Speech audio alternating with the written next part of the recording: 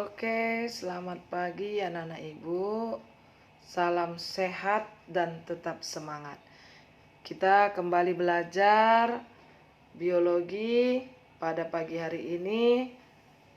Walaupun masih dari rumah masing-masing, ibu harapkan kalian semuanya tetap sehat-sehat dan tetap semangat. Jangan bosan-bosannya ya nak ya. Nah, hari ini kita akan belajar tentang struktur dan fungsi organ pada tumbuhan. Nah, seperti kamu ketahui, organ tumbuhan itu terdiri dari biji, buah, daun, bunga, batang. Ya, ada akar. Oke, kita akan bahas satu persatu, yaitu organ tumbuhan pada biji. Nah, ini sebuah pohon, gambar sebuah pohon atau tumbuhan. Nah, kalau kamu lihat ini gambar adalah bunga kembang sepatu atau bunga raya katanya. Kalau bahasa Latinnya Hibiscus rosa sinensis. Nah, itu terdiri dari ada helai daun, tangkai daun, ada batang, ada ruas batang, ada internodus, ada akar, ada bunga. Nah, itulah dia bagian-bagian daripada tumbuhan, organ-organ tumbuhan. Nah, kita mulai daripada organ tumbuhan bagian bawah, yaitu akar. Nah, akar berasal dari akar lembaga yang disebut dengan radikula. Akar yang pertama kali tumbuh dari embrio dalam biji. Tumbuhan dikotil dan tumbuhan biji terbuka berbeda jenis akarnya. Kalau akar dikotil, dia akar lembaga, sedangkan biji terbuka akarnya tunggang. Dan bisa juga akar serabut. Nah, tumbuhan monokotil, akar lembaga mati, pangkal batang tumbuh, akar-akar yang berukuran sama disebut akar serabut. Fungsinya untuk menambatkan tubuh tumbuhan pada tanah atau substrat tempat hidupnya. Untuk menyerap air dan hara tanah serta mengalirkan ke batang. Menyimpan cadangan makanan. Nah, itulah fungsi dari akar. Pada sayatan melintang akar akan terlihat jaringan dari luar ke dalam, yaitu terdiri dari epidermis, korteks, endodermis, dan stele atau silinder pusat. Nah, perhatikan itu perbedaan akar monokotil dan dikotil. Ya, itu harus kamu perhatikan akar monokotil dan dikotil. Nah, akar ini gambar susunan akar. Ya, kamu perhatikan ada itu korteks, ada bulu akar, ada xilem, perisikal, floem, endodermis, epidermis, meristem dasar, protodem, protokambium, meristem apikal pada bagian ujung. Nah, epidermis akar merupakan sel-selnya tersusun rapat, dinding selnya tipis bersifat semi permeabel, serta mudah dilewati air dan hara tanah. Korteks atau kulit pertama akar terdiri atas lapisan-lapisan sel berdinding tipis dan mempunyai banyak ruang antar sel. Nah, endodermis merupakan lapisan terdalam korteks. Sel-selnya tersusun rapat tanpa ruang antar sel. Sel endodermis muda, dinding selnya tipis dan bersifat semi permeabel. Sel-sel endodermis tua mengalami penebalan zat gabus atau suberin. Di bawah mikroskop, penebalan ini nampak seperti titik-titik gabus disebut pita Kaspari. Untuk menjaga agar air tetap dapat masuk ke silinder pusat, sel-sel endodermis yang letaknya segaris dengan xilem, dindingnya tidak mengalami penebalan. Sel-sel inilah disebut sebagai sel peresap atau sel penerus. Nah, ini kamu perhatikan gambarnya. Nah, jelas ya nak ya? Oke. Nah, stele merupakan bagian akar dari bagian terdalam dari akar. Bagian ini terdiri atas perisikal atau perikambium. Selanjutnya, Sel-sel perisikal yang letaknya segaris dengan xilem dapat berubah menjadi jaringan meristem. Sel-selnya membelah ke arah luar, akhirnya terbentuklah cabang akar. Fasis atau berkas pembuluh angkut terdiri atas xilem dan floem. Jaringan parenkim merupakan jaringan pengisi daerah di antara fasis. Nah, ini perhatikan gambarnya, endodermis, sel penerus, xilem primer, floem primer, dan perisikal. Nah, kita masuk ke organ yang kedua, yaitu batang.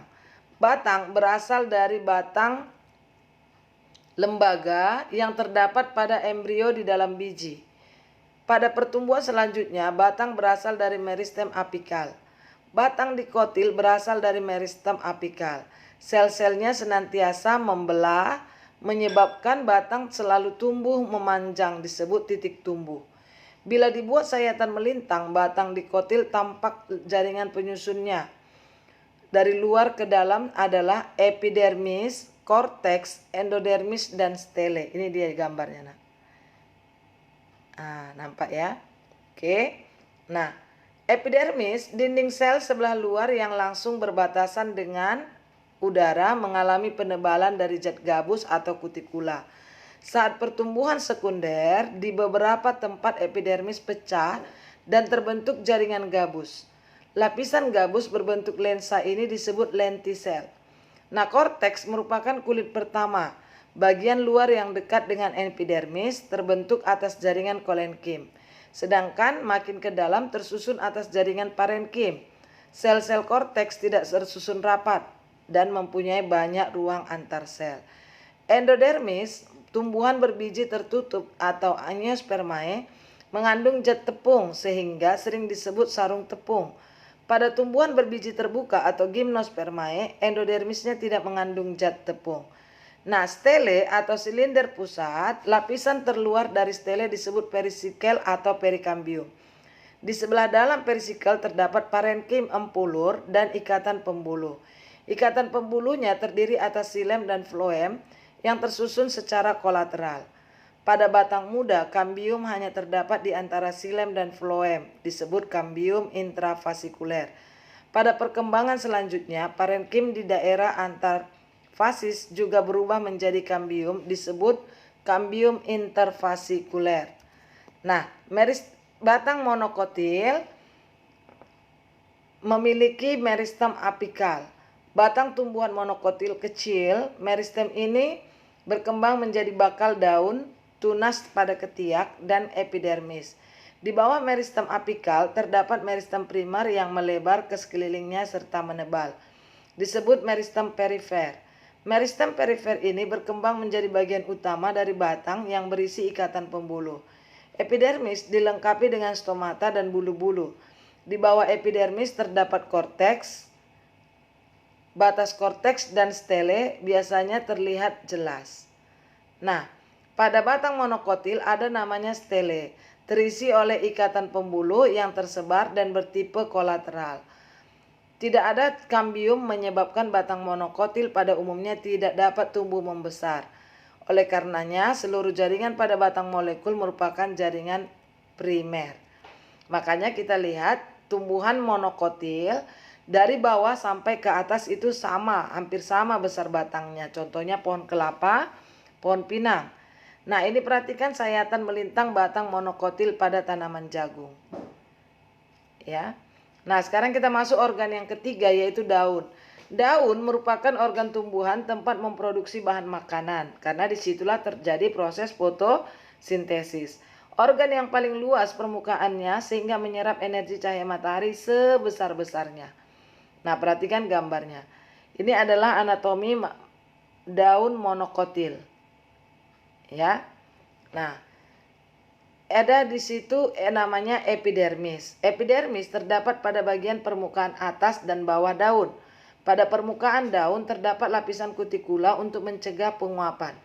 Ada namanya stomata, yaitu lubang yang terdapat berubah bentuk. Sel tersebut disebut dengan sel penjaga. Nah, stomata ini kalau pada tumbuhan darat, stomatanya terletak di bawah bagian daun. Kalau tumbuhan yang di air misalnya teratai, stomatanya itu berada di atas permukaan daun. Nah, untuk tumbuhan darat yang posisinya daunnya mendatar, umumnya stomata terdapat di bawah daun. Tadi sedangkan yang tumbuhan air terdapat di atas. Nah, tujuannya apa? Untuk membantu atau mengurangi proses penguapan. Ya. Nah, selanjutnya parenkim. Parenkim terdapat di sebelah bawah epidermis. Parenkim ini dapat dibedakan menjadi parenkim palisade dan spon. Kedua parenkim tersebut merupakan mesofil yang banyak terdapat klorofil. Nah, ada namanya ikatan pembuluh. Pembuluh ini terdiri atas xilem dan floem. Ikatan ini terdapat di dalam tulang-tulang atau urat-urat daun yang tampak menonjol pada permukaan bawah daun. Ikatan pembuluh ini merupakan lanjutan ikatan pembuluh pada batang dan akan berakhir pada celah kecil yang terdapat pada tepi daun. Celah ini disebut dengan hidatoda. Nah, itu ikatan pembuluh yang terdiri dari xilem dan floem. Nah, kita masuk organ yang berikutnya yaitu bunga dan buah. Bunga dan buah merupakan organ tumbuhan yang merupakan hasil modifikasi dari batang dan daun. Batang termodifikasi menjadi tangkai bunga, daun bermodifikasi menjadi kelopak bunga. Mahkota bunga merupakan alat reproduksi. Nah, perhatikan gambar bunga. Ini gambar bunga yang terdiri dari dasar bunga, bakal biji, kelopak, tangkai bunga, tangkai sari, kepala sari, bakal buah, mahkota, tangkai putik, dan kepala putik. Nah, alat kelamin pada tumbuhan ada dua, yaitu putik dan kepala dan benang sari. Nah, yang mana yang jantan, yang mana betina? Serbuk sari itu adalah jantan, putik adalah betina. Oke. Nah, sistem pengangkutan pada tumbuhan berdasarkan tempat berlangsungnya pengangkutan ekstravasikular dan intravasikular. Ekstra berarti di luar, intra berarti di dalam. Perhatikan gambarnya. Sistem transport pada tumbuhan. Oke, sampai sini pelajaran kita hari ini. Ibu harapkan kamu sudah mengerti dan memahami nama-nama organ pada tumbuhan dan fungsinya masing-masing. Sehingga kamu lebih menyayangi tumbuh-tumbuhan dan suka menanam tumbuh-tumbuhan di rumahmu sehingga banyak oksigen yang bisa kamu hirup. Oke, sampai ketemu minggu depan. Ibu harapkan semua tetap semangat, jaga kesehatan, dan tetap di rumah saja. Oke.